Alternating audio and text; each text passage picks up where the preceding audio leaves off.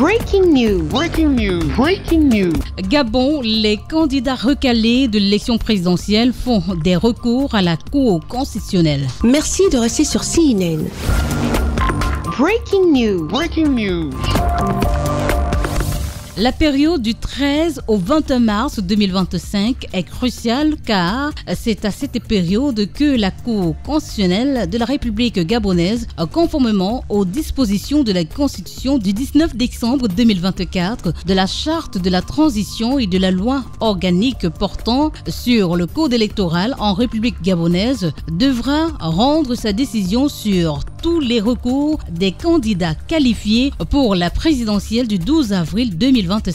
Ces auditions en plénière sont dans cette optique une tribune indiquée qui amène ces derniers à mieux étayer leurs requêtes. Les critères d'éligibilité, d'inéligibilité et d'incompatibilité sont déterminés par les dispositions légales en vigueur, mais également les questions relatives au conflit de compétences sont entre autres celles qui ont alimenté les débats. Il y avait l'acte de naissance qui manquait.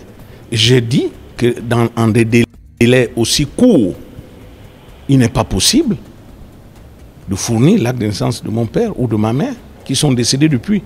Les incapacités qui sont bien évidemment développées dans l'article 39 de la loi électorale en question, eh bien, ne peuvent pas concerner, par exemple, l'état marital, la situation de fortune. Donc, j'ai demandé à la Cour de déclarer l'inconstitutionnalité des dispositions me préjudiciant. La Cour nous a dit, jeudi, répondre. Mais pour ce qui est de la candidature de M. Brice Clotaire Oligui Nguema, il fait d'une loi générale qu'est le code électoral, eh bien, une loi supérieure à une loi spéciale qu'est le statut particulier des militaires. Et il est clairement prévu dans ce statut particulier des militaires, des dispositions 73 et suivants, que bien évidemment, un militaire ne peut pas être candidat à une élection présidentielle. Au terme de son audition, M. Alain Simplice ne s'est pas exprimé devant la presse. Michel Ngounou, quant à lui, a répondu favorablement et difficilement dissimulé son ressenti. La Cour est compétente pour tout ce qui relève du contentieux électoral, préélectoral, électoral, post-électoral. La Cour est compétente.